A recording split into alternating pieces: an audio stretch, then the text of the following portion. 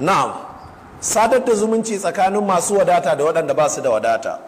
Allah ya rufa maka asiri, kai babban mutum ne, kai mai kuɗi ne, ko kana da wadata.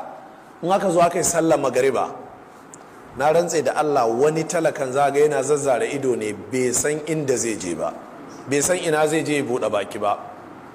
Wannan koko da aka kawo masallaci ƙwarya guda ko ƙoƙo guda ya ɗan sha shine abin da ya mallaka kawai.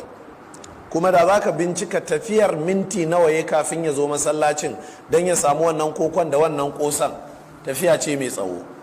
To yanzu ya sha, an yi sallar magariba, yayin da za ka je gidanka an cika tebur, soyayyun kaji daban, soyayyun tsuntsaye daban, farfesun kifi daban, kaza daban, gasasshen kaza daban, cincin iri kaza daban. Da kai da iyalanka ku ci abin da kuka ci, ragowa a tattara a zuba a bola. Me yasa sadda ake sallar magariba ba za ka tashi ka ce mutum 5 su biyo ni? Abinda sahabbai suke kenan, yana nan cikin sahihul bukhari.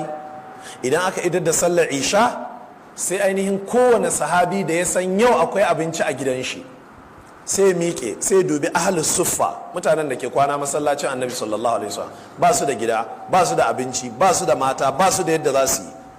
Wani ma zanin shi kwaya ɗaya ne, sai ce mutum kaza su biyo ni. Abubakar ya taɓa kwasan gayya irin wannan, ya je da su gidan shi, suna cin abincin na maiwa yadda yake. Wannan hadisin ya fassara mana karama ce zahira ta bayyana ga Abubakar.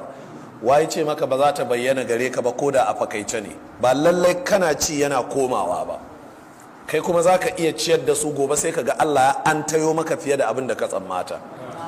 Na haka jama'a, ne mana nasiha akan irin waɗannan abubuwan, ya kamata a samu gyara a ƙasarmu.